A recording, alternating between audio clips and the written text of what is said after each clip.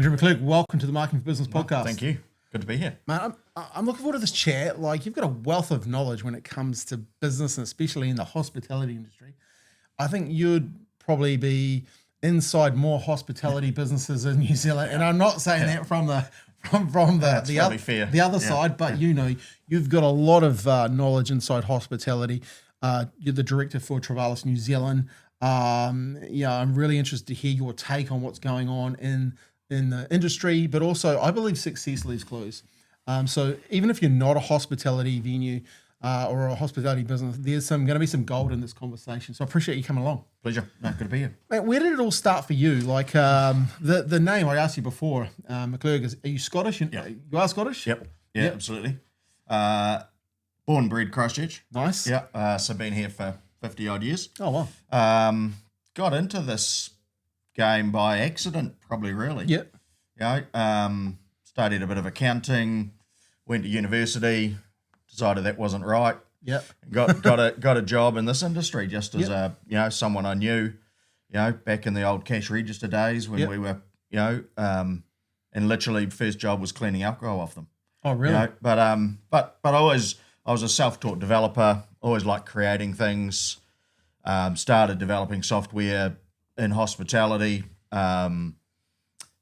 always liked building something, and then showing how that could benefit, nice. A business. So it was almost in the early days developing and selling at the same time. So you would have seen like the technology at the time, like IFPOS was pretty cutting technology. Like I'll date myself here. Yeah. I worked for Bond & Bond. Yeah. I came back from 96, 97 from traveling around the world and working for Bond & Bond, and we were using IFPOS, but we were still using 3 post-dated checks for stuff. So it was new, but it was cutting edge at that time. Yep. But people were still using checks. People weren't really coming in and going, hey, slap it down on FPOS or anything like that, right? So you were right at the start of that? Even before that, so I was 20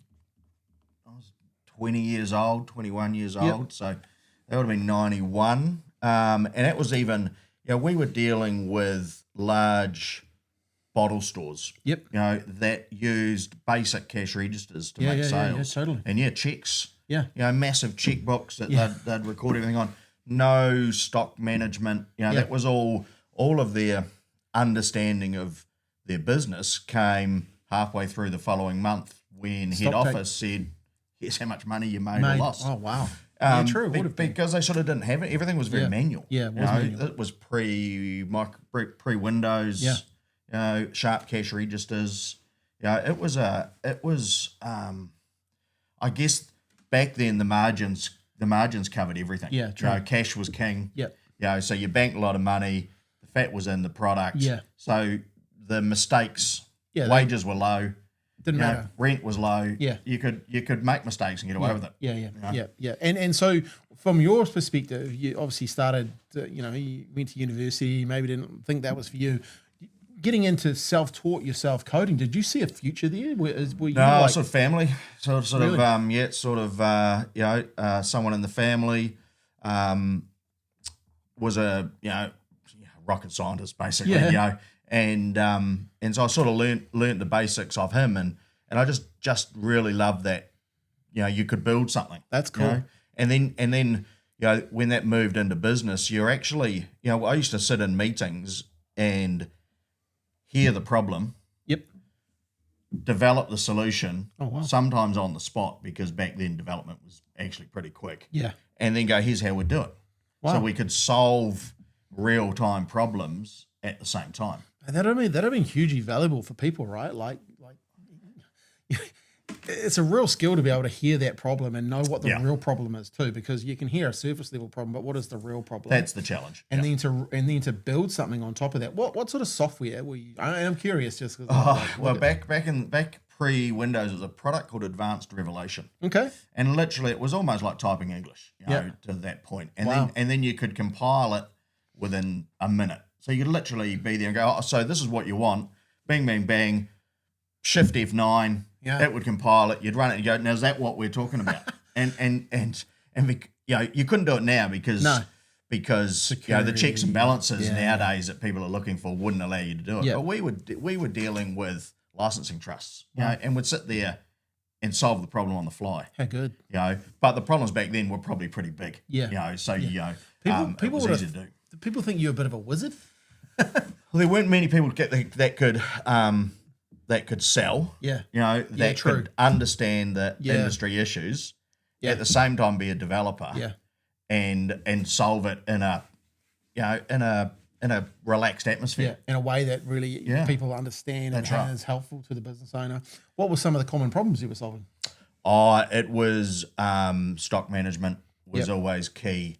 There was this constant battle in some businesses between what the operators were saying they were making Yep. and what finance was saying they were making, Yeah. because back then again you were dealing with two completely separate systems. There was no integration. Yeah. There was no zero. No. You were Yeah, dealing true. with accounting systems that were even older Yeah. than the cash registers. Yeah. And then we were modernising the cash registers, and accounting was still dealing with their processes.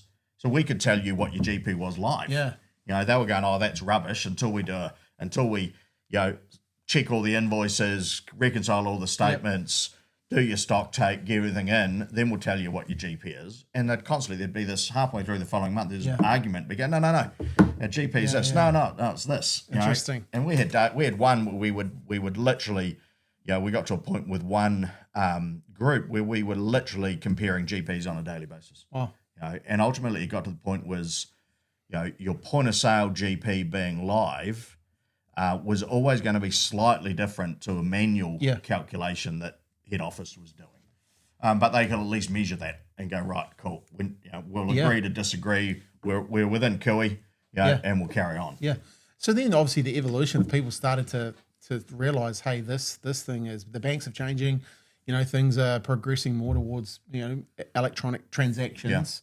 Did you see the industry then speed up? Because obviously, there's only so many suppliers and all of a sudden more people coming into the marketplace. And how were you guys standing out? I think we were one of the back in those days, we were one of the first companies in New Zealand that was developing back office software for hospitality. Okay. Bottle stores, small retail, and bars and restaurants. Yep. And starting to solve those sort of problems. Nice. When were you busy? Not when people paid, but when were you busy people placing orders? Yeah. What GP are you making on those cocktails? Yeah. Whereas previously, they just go, well, the rest of the streets at $8, so we can't be $8.50. Well, unfortunately, the rest of the street's wrong. Yeah. You're not making any money. You should be at $8.50. Yeah. So that, I think people started when things changed, because even over the course of the last 30 years, the wholesale delivery of products changed. So their pricing's changed, their freighting's changed, and everything's now so important. Yeah, totally. And I definitely we're going to get to this discussion around being data driven today.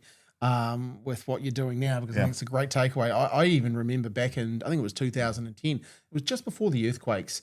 A good friend of mine at the time, he ran a bottle store, fine wine bottle store. Yep. And I could tell he was getting frustrated. And we'd go into his place and we'd have a few drinks. And one day he was, I could tell he was frustrated about what was going on around staffing and all that sort of stuff. And I said to him, well, let's bring up your data. When you're actually busy. And it was real interesting to pull that data and have a look. And you could really tell from 4:30 to 9, he was busy. Yeah.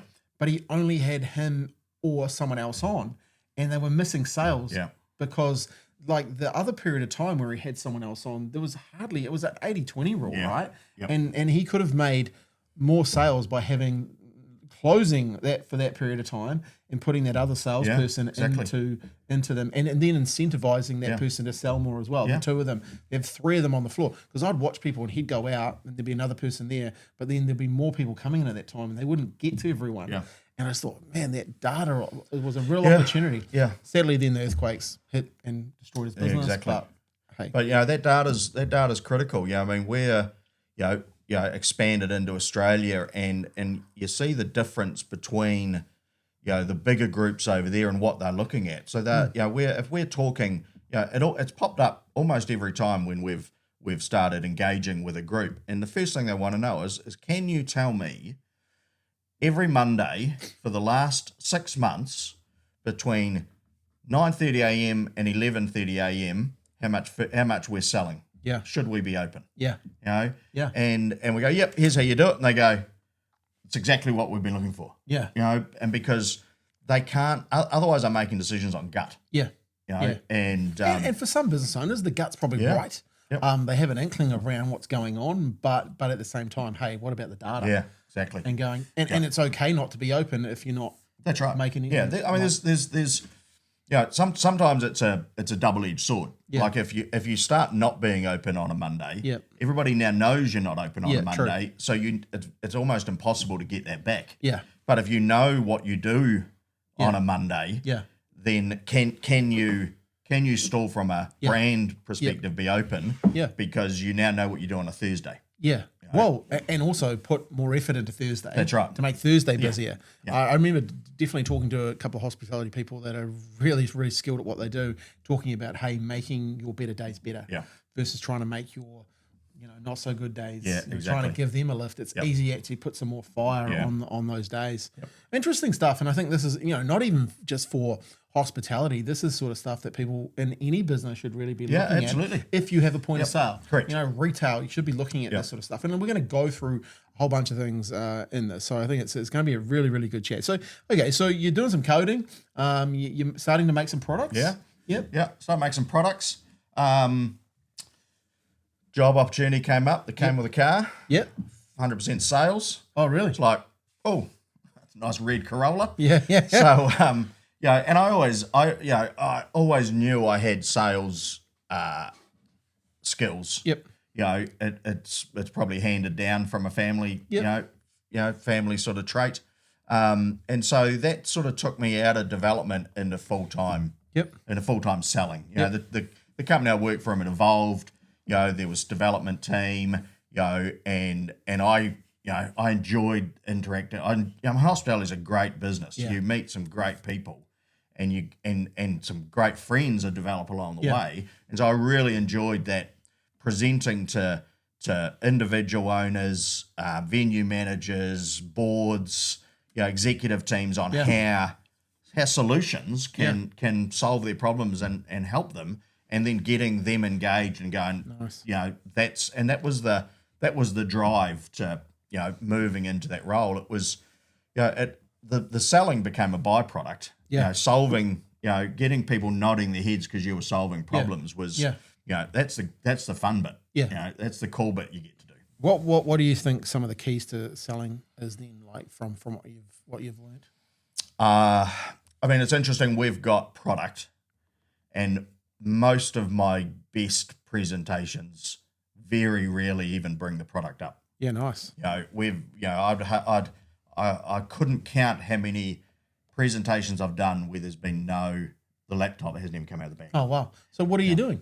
You're getting information from them, and then solving this, explaining how you'd solve the problem, knowing that your product can do it. Yeah. You can't do it without the right product. Yeah, true. And if you can communicate the solution to an issue without hitting buttons and pointing to a screen, then that, they understand that you understand. Yeah. They then, because they're going to write a big check out. Yeah. And they're not writing the check out to Tevalis. No. They're writing it to the guy or girl who's actually in the meeting saying, Scott, here's the check. Yeah. I'm giving it to you. Yeah. Because I trust what you have been talking to me about is what you're going to deliver. Yeah. Well, and also you understand their problems probably better than they do, to some degree. And also what I heard there is you're asking good questions, being investigative, right? Like asking them to get the data that out that and to understand their problems better, right? And then listening. Yeah. And then demonstrating, hey, that you actually have a product that can help them without pushing it down their throat. Yeah. And how you've done it before. I'm 30 years into this. So there's not too many issues that pop up that we haven't resolved in a way before. Yeah. Or be able to take two solutions that'll actually solve their one problem. Yeah. And so that experience is, it's hard, it's impossible to replicate, and it's one of our challenges as an organization to, when you're expanding like we are, that ensuring that our team are thinking the same way as opposed to being product salespeople is a challenge. You can't rush people into that role, and you got to support them. And I've almost turned into, what Tevalis in the UK refer to as the technical salesperson. Yep. So we've got the team that are generating this interest. Yep. But they store it. There's a number of them that at this stage go, cool, we'll now bring our technical salesperson in. Yep. That will actually be able to, here's all the questions you asked. I'm only in here, I've only been in with Tevalis for 12 months. I'm taking all your questions and then we'll deliver the answers to you. We don't, they're not expected to deliver every answer in day one. Yeah. Sort of thing. So, that's the the role I fill now to a certain degree. It's pretty cool, like they have that knowledge, right? And obviously, being in the game a long time, and you understand the industry, you understand the problems. A lot of the problems, to some degree, are people do say to me all the time, "Oh, my business is different," but generally, it's not. No. It's people, it's technology. There's a few nuances inside that. Probably more people than it is technology. Yeah, true. I've probably learnt from some of the best. Yep. Customers being the best. That have pulled me up. If the delivery doesn't match the promise. Yep. And have questioned numbers because they're saying, well, hang on, we don't necessarily agree with that. Or have asked the questions and been good enough to have that dialogue where you then collectively solved it. Yeah. Sort of thing. That. And so I think I'll probably learn as much from my customers as I've ever delivered to them. Well, that's smart though, right? Because they're at the forefront. At the end of the day, they're handing you the check too, Exactly. right? Yeah. So I like what you said there. If the delivery doesn't match the promise, people having a conversation with you. I think that's that's a sign of respect too. You've earned the right that, hey, okay, we'll need to backtrack here and figure out what's working, what's not working. I also, were you traveling around? Like, obviously, you now travel around all the time. Yeah. But back in the day, were you like a rep on the road, going door to door, knocking? Well, no, I've never knocked. No, it's not. It's something that it's not in me. To knock because I don't feel that the way we engage with customers is actually a door knock. So we've been over the course of it been very fortunate that we've targeted. We've gone right. I want to work with the licensing trust in Invercargill. Nice. Right. What's the strategy to work down there? Perfect. So on the road, you drive to Invercargill. First mobile phone was bought. The big brick. Was bought in Invercargill. So always travelled. Done business internationally, and fundamentally, I've always said, well, if we're going to do business, we need to meet. Because we're face-to-face people, we're in hospitality. I know you're in the other side of the world. Nowadays, that's really not a problem. No. If you're interested, I'm interested, let's meet and see whether we can.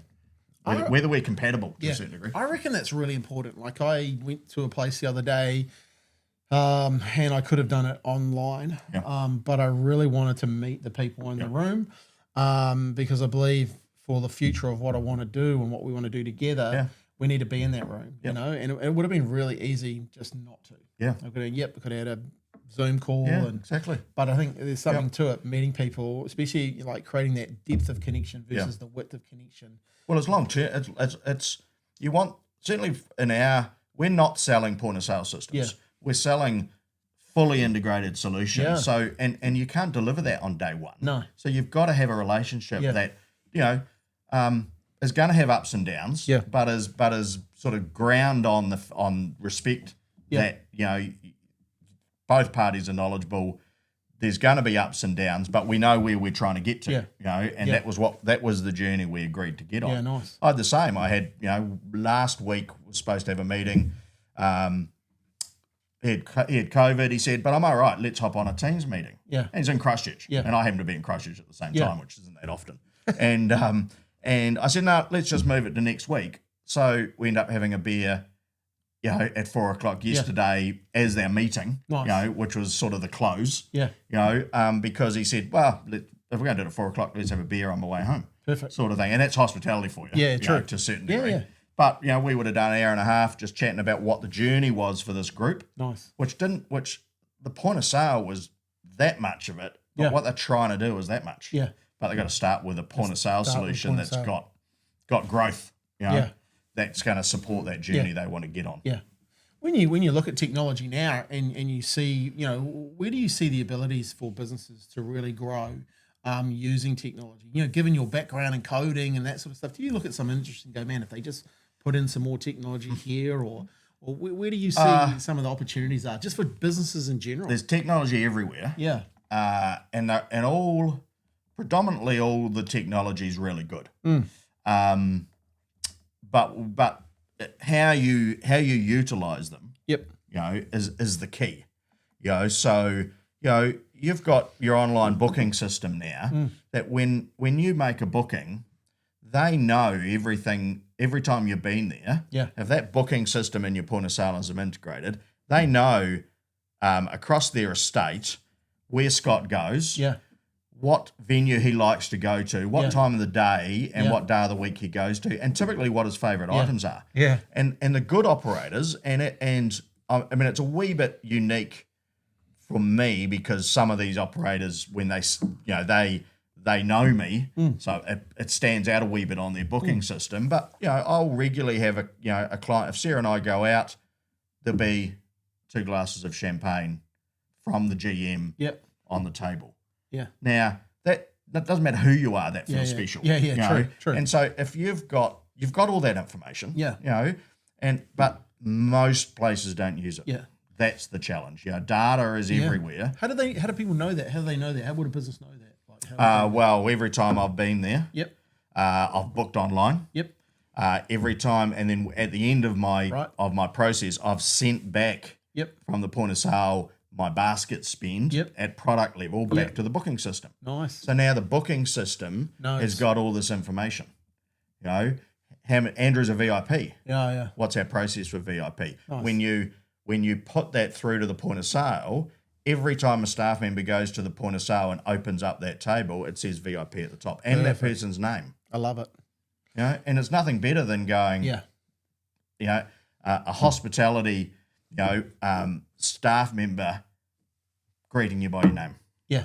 Fully. Yep. You think you're special. Yep. Data did it for you. Yeah. But also, so to get that working, obviously, is culture as well, right? And I want to talk about that because, I think technology is everywhere. I'm reading a great book at the moment, Unreasonable Hospitality. It's freaking awesome, just around their thinking of how the culture inside of a business. And what are some of the things that you see? Obviously, businesses using technology really well. What do you see from the culture side of that though? Because good businesses, because you'll see inside some of those businesses that are just doing better. When you look back at it, it's like, oh man, their culture is just so good. And I know some people don't like the word culture, but it's like the team, the enthusiasm, the fact that people will say your name and stuff. Yep. That takes leadership. Yeah, it does. It takes leadership, not necessarily right at the top. No. It's really at venue management level can be the leadership. Of those venues, and we would see it. In Christchurch, the difference between different venues and how the floor staff operate. Yep. Some of it's a smile, not a smile. Yeah. Well, some people have forgotten about hospitality. Exactly, and some of them will put in technology, QR scanning to place your order, which I'm a huge fan of. I think anything that you can give a customer the opportunity to buy more, spend more, without forcing them that's your only solution is a great technology for business. But if done incorrectly and the staff go, well, no, scan that, we'll bring it over. Well, then you've lost hospitality. The hospitality is that we can have a conversation when I bring the meal over because I'm actually not under pressure to go to another table because when I sat that other table, we had a conversation. They were happy to use the QR. They've already ordered their first round of drinks. Yeah. So we can have a conversation around, oh, you're in from Timaru. Yeah. What are you up for? Nice. Bang, bang, bang. Yeah. So technology also helps that hospitality team to be hospital. Yeah. And also then more efficient in the back end. Getting more. out what people want. Exactly. They want to drink. They want to drink. They want some food, right? Yeah. And I think that's the integration part. And that comes to mindset, right? Like having the mindset that, okay, we're going to, and this is for any business, and I've been having some big conversations with this with companies at the moment and even within our own business. Technology is there to enhance what you're doing. Yeah. And I've heard a great thing from John Gian, who's a really good marketer in Australia and America. He said, AI is not coming for creatives, it's coming with creatives. Yep. And I think technology is the same, right? AI technology or just general technology is coming with the people that want to go with it, right? Yep. And I think there's a real opportunity. A good business gets that information, empowers their team to use it, and all of a sudden, hey, it's not, hey, scan that, I'll be back when I'm ready. Yeah. It's, hey guys, the first time here, but we've made it real easy to order. You can just order on here, or I can take your order, or I'll be back. I remember that, and you probably know the person. Now, number 4, young lady, probably for the last, 15 years been going there. She would come around, she'd have the FPOS machine, she'd smile, blah, blah, blah, blah. She's taking your orders, table service. And it was unheard of. Like, it was unheard of at the time. Table service. And I reckon, how much money, because I know lots of people would go there to get served by her for the fact that, I didn't have to move. Correct. I felt like someone was looking after me really, I was important. And it was simple as, mobile FPOS. Correct. And now heaps of people do it, but she was one of the first to be there doing it. And I just, it made it, you could see people like happy to engage. Yeah. And she was very, very, she would have conversations with you, blah, blah, blah. That's the key, isn't it? It wasn't conversations are key. Yeah, she wasn't just taking your order and off.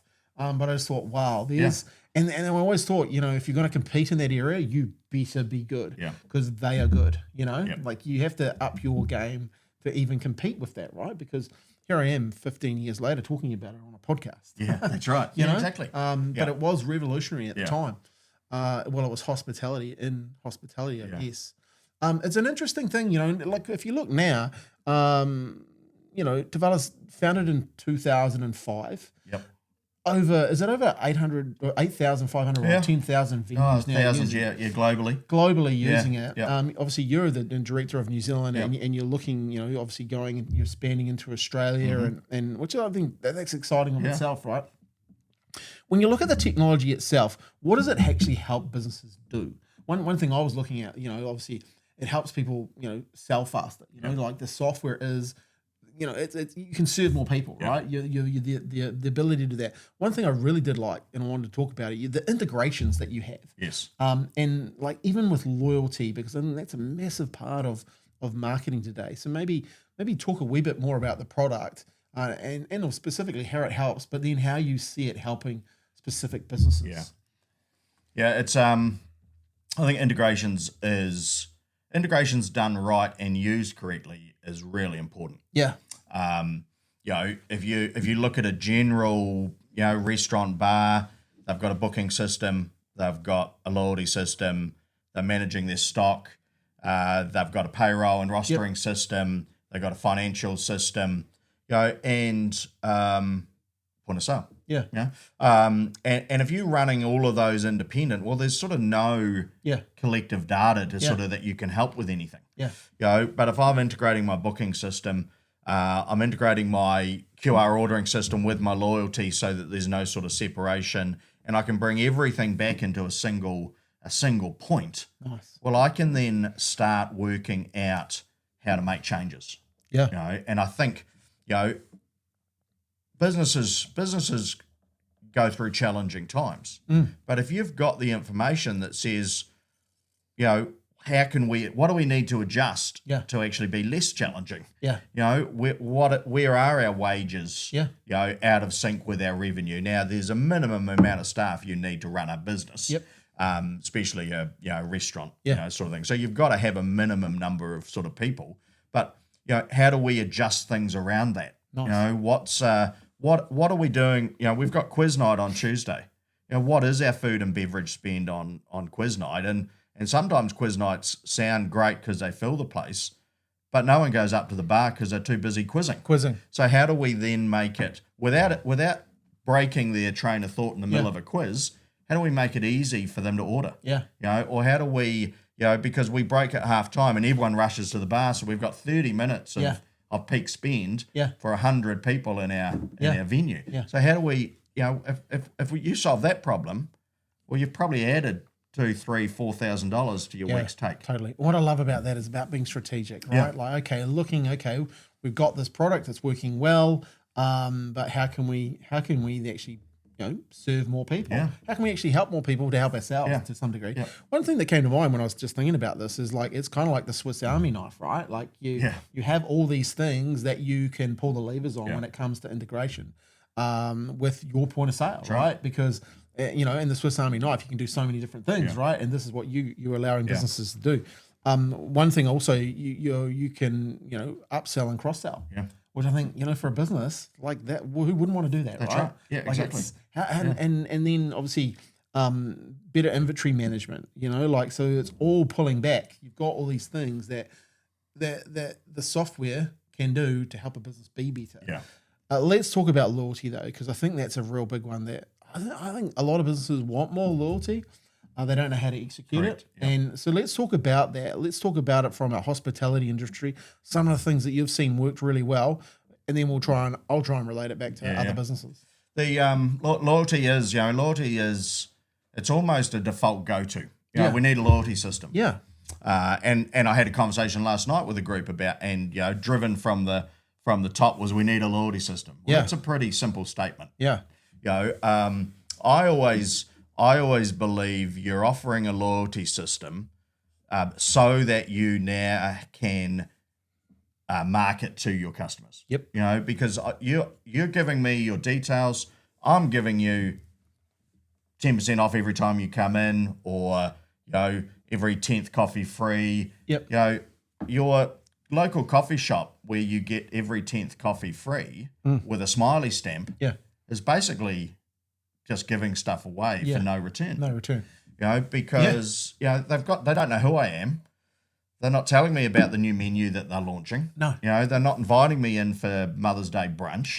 They're not doing anything like that. All they're doing is putting a smiley stamp on. So that's not that's a loyalty system, but it's not a marketing system. They're hoping that their reciprocity will pay off, that you will come back and keep coming back. That's right. You've got a coffee cart. And you'll see people open their wallet and they'll be trying to find what stamp card they've got. I don't even use them anymore. No. I'd rather just pay them. Yeah, that's right. And if they give me good service, I'll keep going back. And the coffee's good. And if they don't, I'll walk across the road. That's right.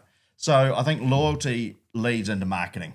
And I think where loyalty systems fall over is when they turn into, a system that nobody thinks about anymore. It's no longer no longer a reason to go, because it's like that pay rise. Well, that pay rise of $10 a week. Well, that's just going grocery money. It's getting sucked 2 weeks in, I've forgotten about that pay rise.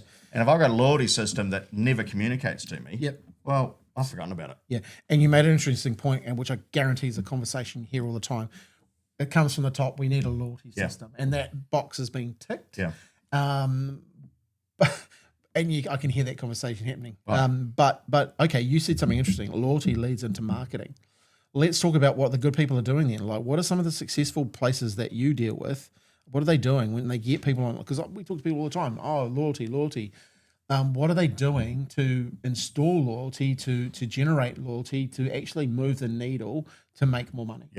Because at the end of the day, when things get tight, and look, we've been in a tight period for a while now, and who knows where we're going globally. But if you can put a ring fence around your customers and bring them closer to you and know who your loyal customers are, people don't stop going out just because there's a recession or interest rates. They might stop going out twice a week. They might stop going out, every 3 weeks, but they'll still go out once a month. They'll drink more, eat less. Exactly. So I think there's a false sense of that people just stop doing stuff. You've got to look at your own hospitality habits. some people will keep going out. You know, I know people still going out, but some people go out less. But make sure that you are getting them to shop with you. Correct. You know. Well, and I think it's a case of you've now got 5,000 members in your loyalty database. Yeah.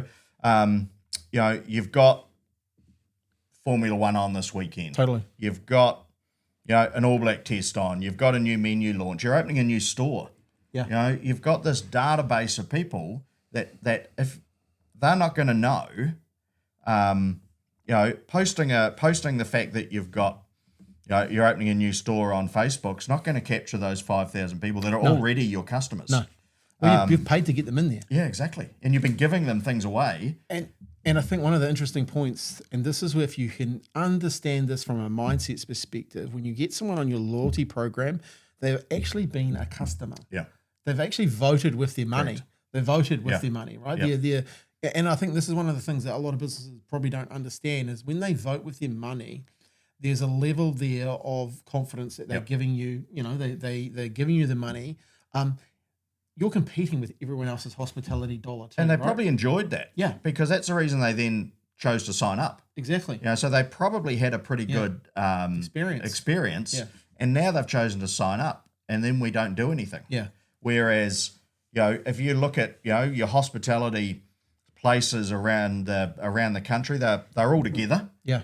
They're all fighting for that customer that's walked on the street. And that customer's got, if you think of the Terrace in Christchurch, 20 choices. Yeah, totally. To go to, and they're all great. Yeah. You can't find a venue on the Terrace that you're not going to have a good experience in. Yeah, true. So your challenge is, how do I make sure you just come straight to me? Yeah. And this is the cool thing about it. When you do loyalty right, you give people reasons to choose you. So you make things that people want to turn up to, like an F1 breakfast or a women's event or a whole bunch of things I know that we're doing with our clients to get people to turn up, a Warriors party, a Good Friday ticketed event, that people from the loyalty groups get invited to. And I think, people to some degree, even having those tiered loyalties is a good way. You talked about VIP. Is there anyone you see using VIP structures with loyalty programs really well? Yeah, there's lots. There's lots of different ones. Happy for you to name names too. If you think the business should deserve a call out. A great one. I mean, they don't own it anymore, but we used there's a number that spring to mind. So around the corner from where we live, Morel and Co. Yeah, nice. Yeah, we've got the grandkids. That's our local. Yep. So we go in there. We went in there. Might have been last week. Jesse walks up and goes, IPA, Pinot Gris. You two, you still apple juice and water. Yep. Gone. And that's it. Now that's. They don't run a loyalty system, but they understand hospitality. Yeah. Next door, when Wayne and Madeline owned Bicycle Thief, when you left and you paid your bill and you swiped your card, you got this instant gratification discount. Nice. So you'd go up to pay the bill for the family, and it's $200. Swipe your card, it's $180. You sort of left with a wee smile on your face. You sort of had a great. You were fed and watered, and then you left, and the last thing you remember when you left, it was cheaper than you thought. Yeah. And that was driven by their loyalty. Well, they had VIPs, so different levels. If you went there a lot, they'd put you in the VIP, so your discount was greater. Yeah.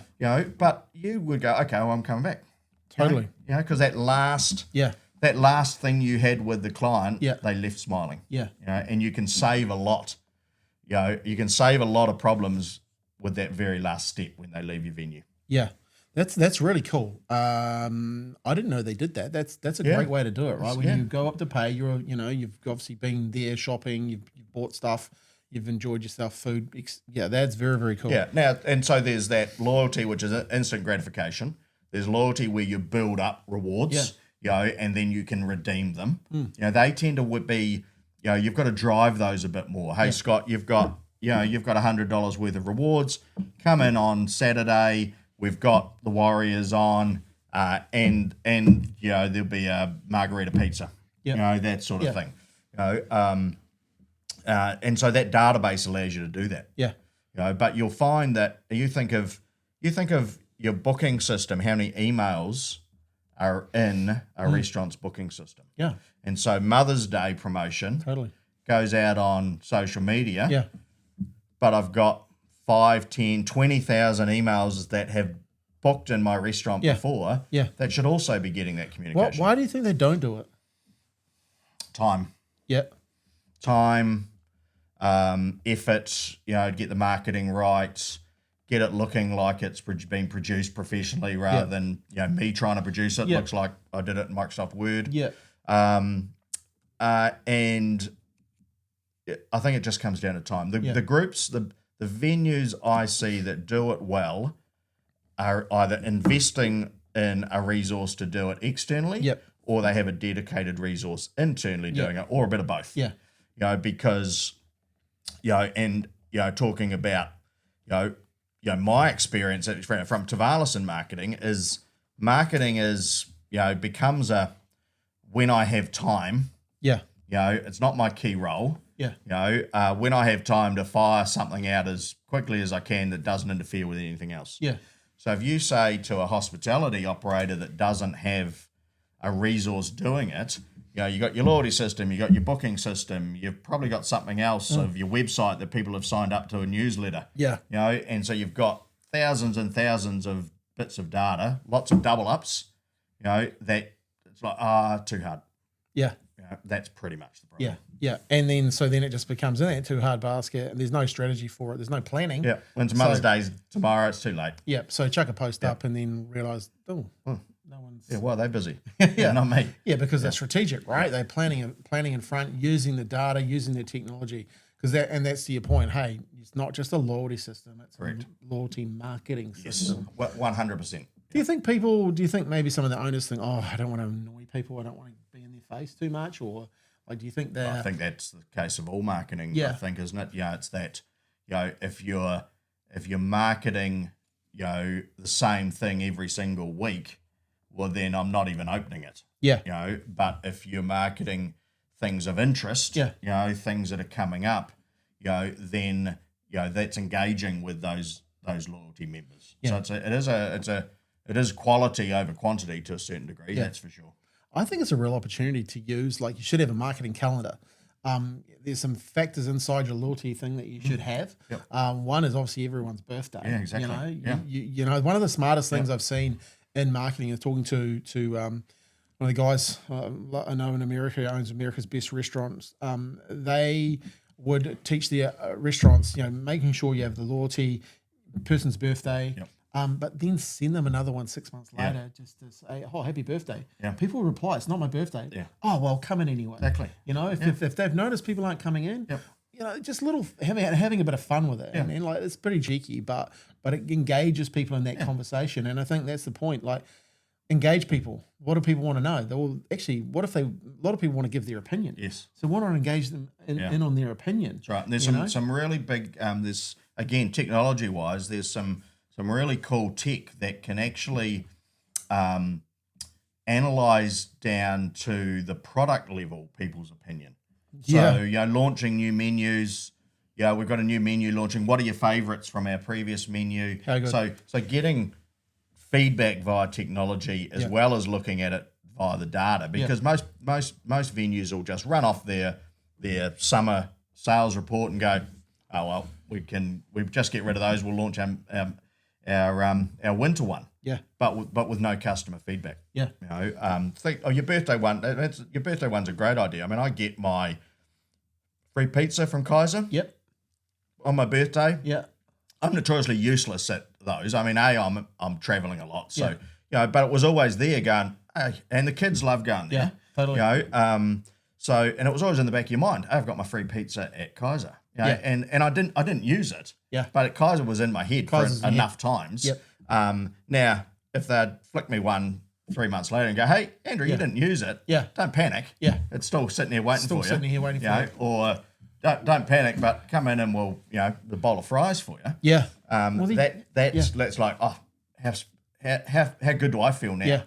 Totally. And I think that's the key with loyalty, making customers feel good. Feel good. Yeah, that's a good point, right? And I think to a couple of points that I want to make there is, having that calendar mapped out, because there's buying seasons, right? Mother's Day is a buying season. You know, it's kind of like Christmas. Christmas is a buying season.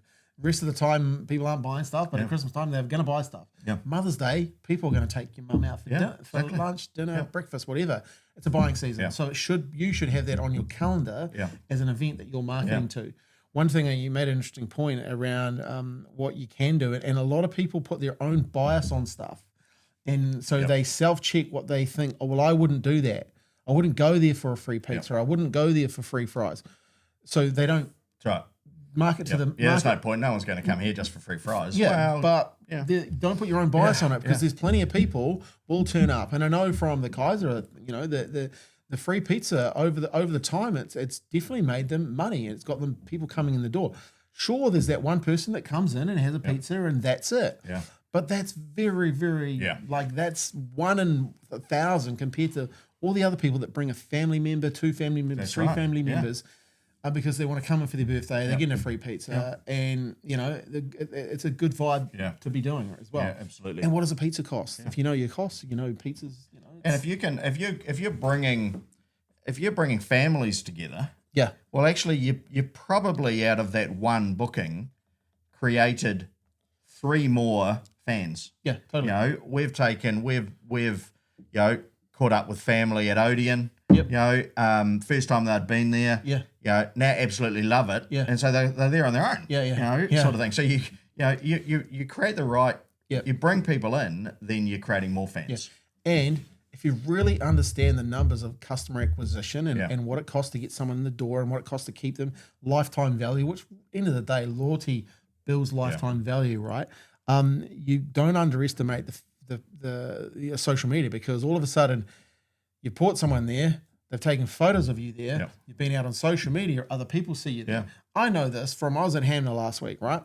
And first time I've ever tried PJ's Pies, and I loved it. PJ's Pies was nice. And my son was like, I'm going to take a photo of me, Dad, in their PJ Pie thing, right? So I took a photo, posted on Facebook. Without a word of a lie, within 15 minutes, I had 3 people message me. So, Scott, are you in Hamner? And what are those pies really like? And like, seriously, 2 other people in Hamner end up catching up, having a beer with them because of that post for PJ's Pie. And a guy the next day goes, oh, Scott, I've just come up for the day. I saw you. What's the pies like? I saw your post. You know, so there's the power of social media.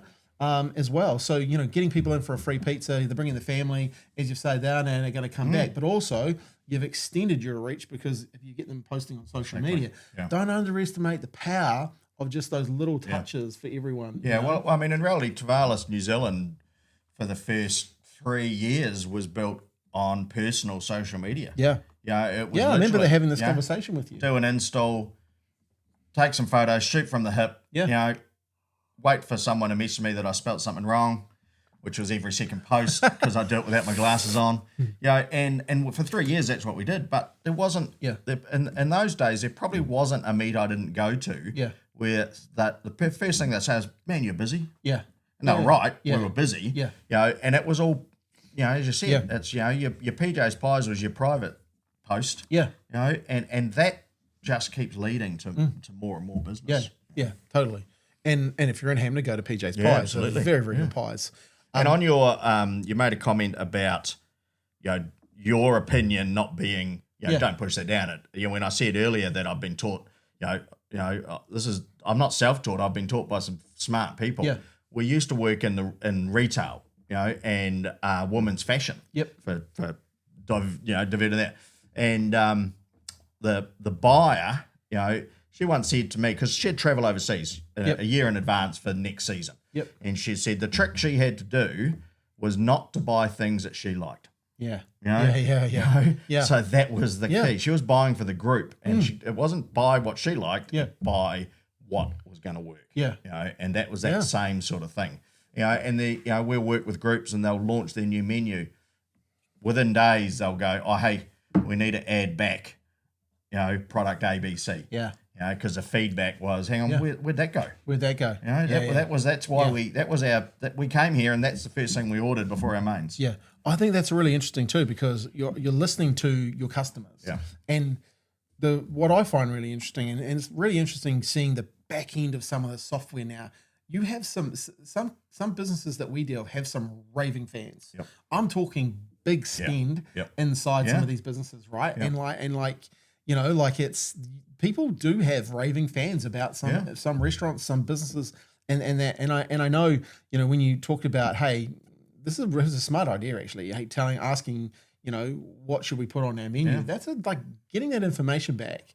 One of the things is like if I'm taking someone to somewhere and I've chosen that dish to be on the menu, what am I going to say about that dish? Yeah. I take people every time if someone's new into Christchurch. I'll do the circle around my clients, but I also go to Mumbai Wala because I love the cauliflower Manchurian. So you show up there, and it's not there. I'm like, what? I would be like, I walked in the door. I know, and it wouldn't do that, but I always love watching the reaction because I don't tell people what I've ordered. I just order it, and people are like, oh, what's this? This is some sort of pork dish. And I always love it because people are like, a lot of people, I'm not even vegetarian, and it's beautiful, right?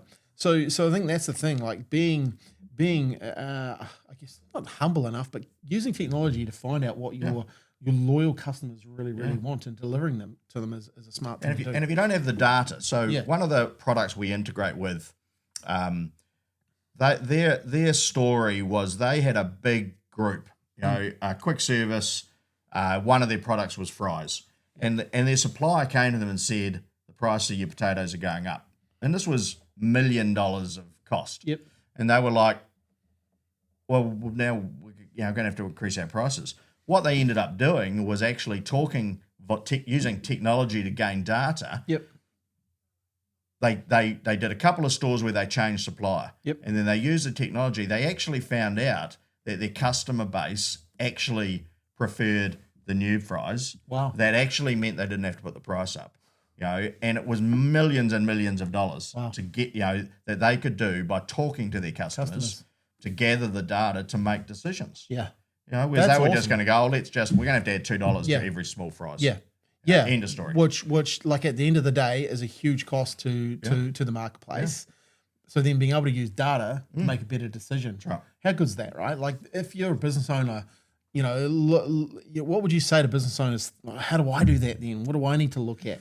Yeah, it's technology. It is technology. It's not being afraid of the technology. It's not being afraid to communicate with customers because I think in general, customers that are fans like to help. So if you've got a loyalty database and now instead of just marketing to them, you're now asking their opinion. Well, they're even stickier. I think that's huge. They go, oh, I'm now respected. And a common thing for restaurants when they're looking at margins and things like that is to go to the suppliers, the suite of suppliers that are available, and put a tender out. For what the products can be. So instead of that chicken, we're going to end up with this chicken.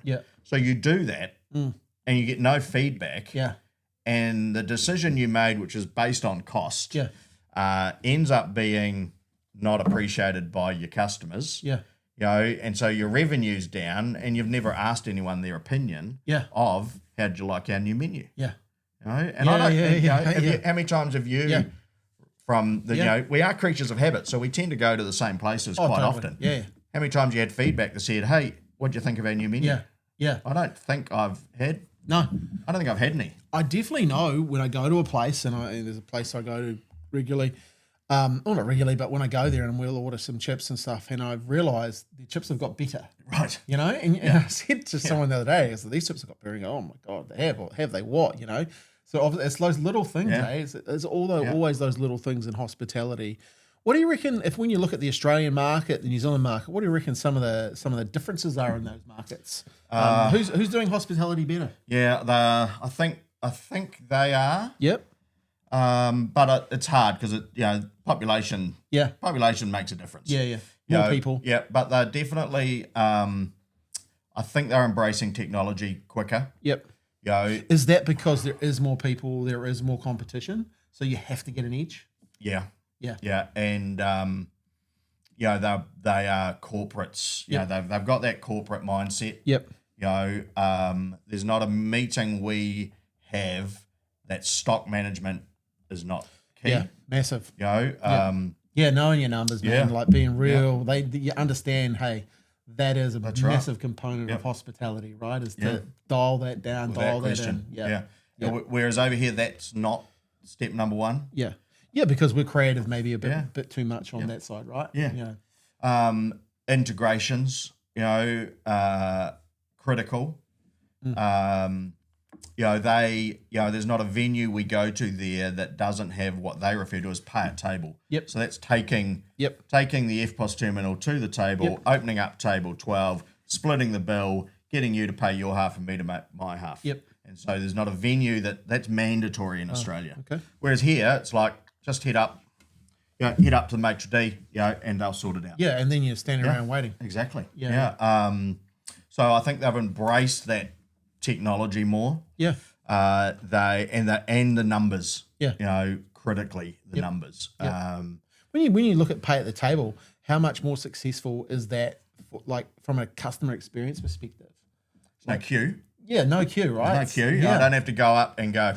Yeah. How long are they going to take? That table of 10's just walked up in front of me, and we're a table of 2. Yeah. Well, how much better is it that they just come over and go, and if we're a table of 2, we're either splitting it in half or one of us is paying. Totally. So the smart operator brings a terminal over, takes a payment, say, just head on out. Yeah, nice. And I go, great. It's a bit like, the 10% discount or the 20% discount when I paid. Yeah. Again, I've left the venue happy, efficient. I haven't queued.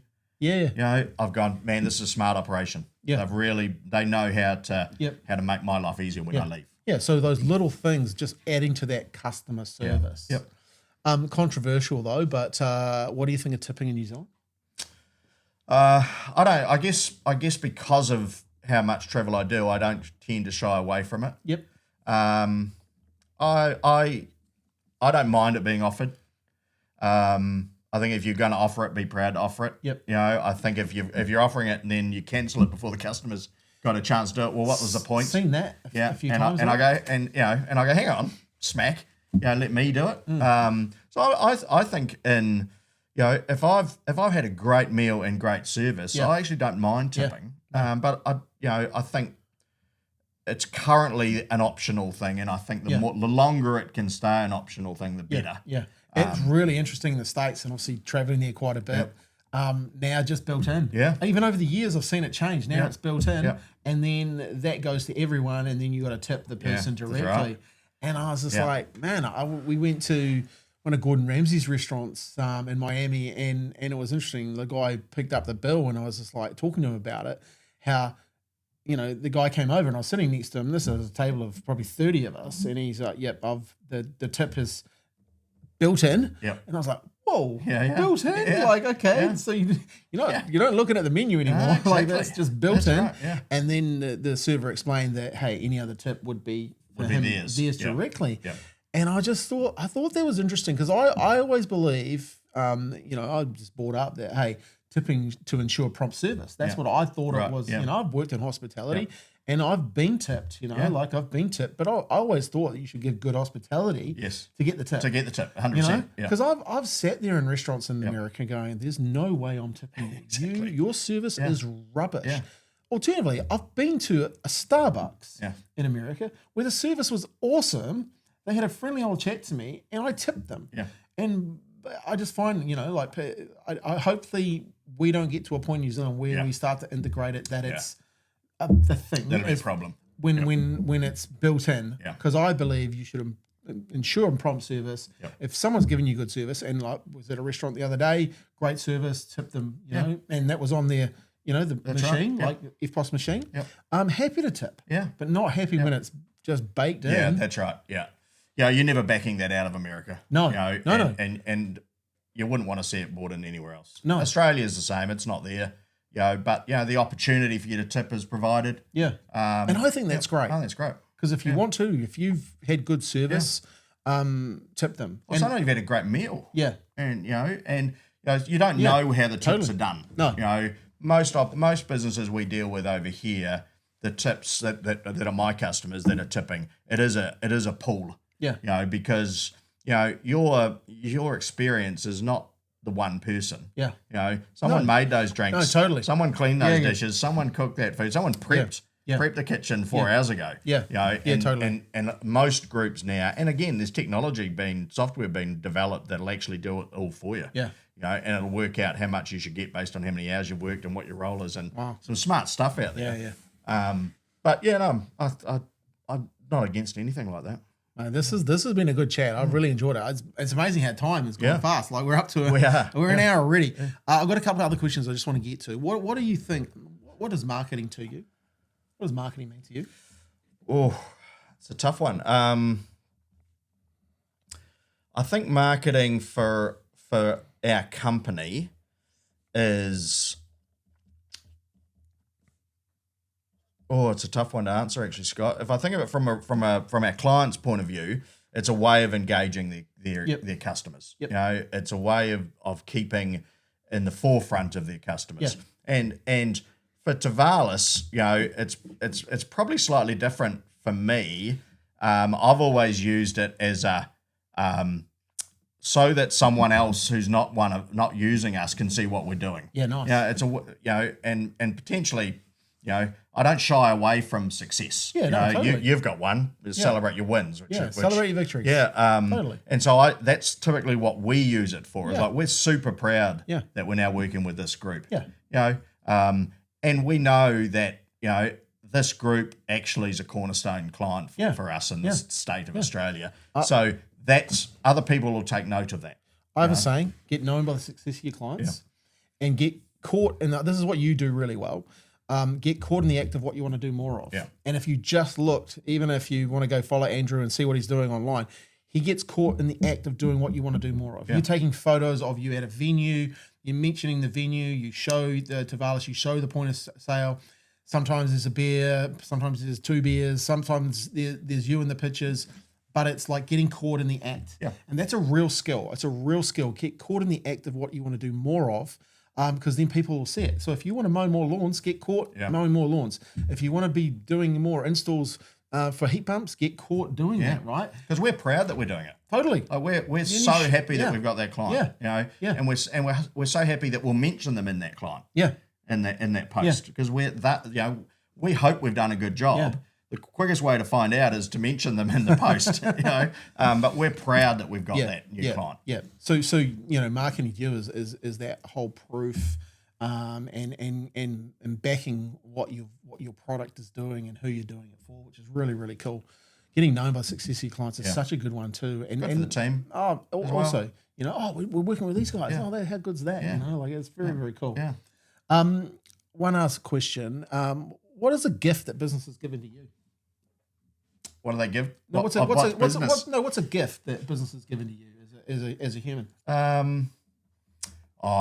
Independence. Yep. A lot of satisfaction. Yeah. And it's not always easy.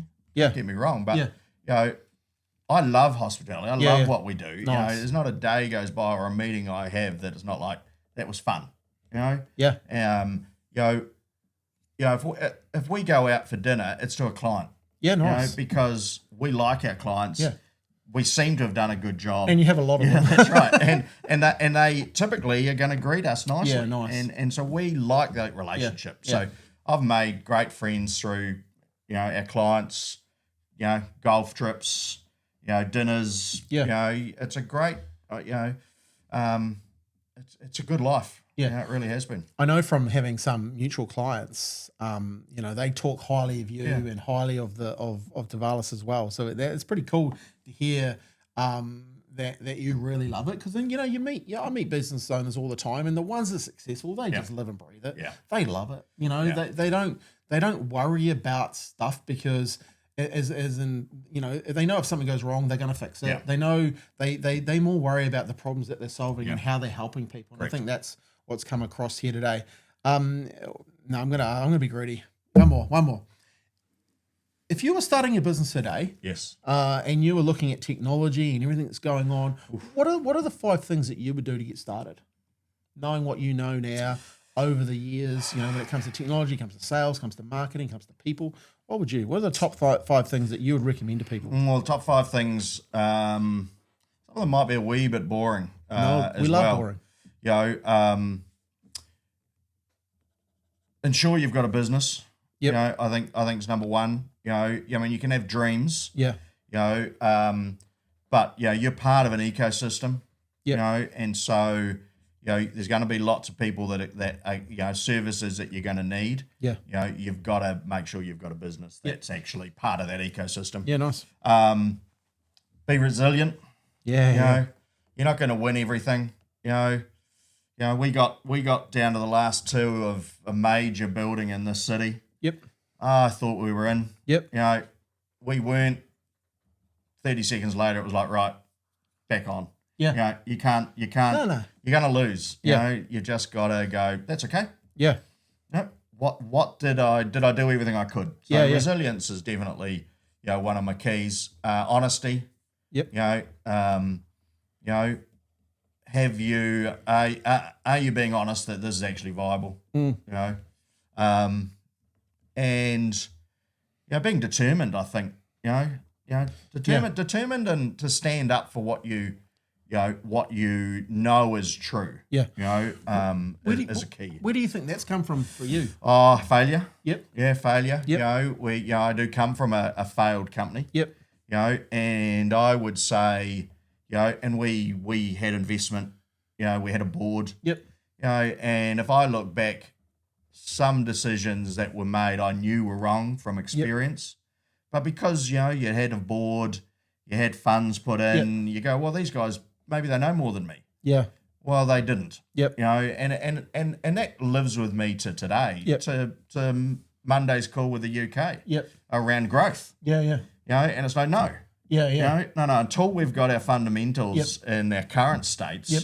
I'm not doing a third state. Yeah. I mean, I know you're my boss. Yeah. But, you know, the answer's no. Yeah. Yeah. You know, we can't do it by that time. And until I've got my pipeline filled in these two states, then I'll start looking at the third state. Yeah. Sort of thing. So I think it's, you know, failure teaches you a bit.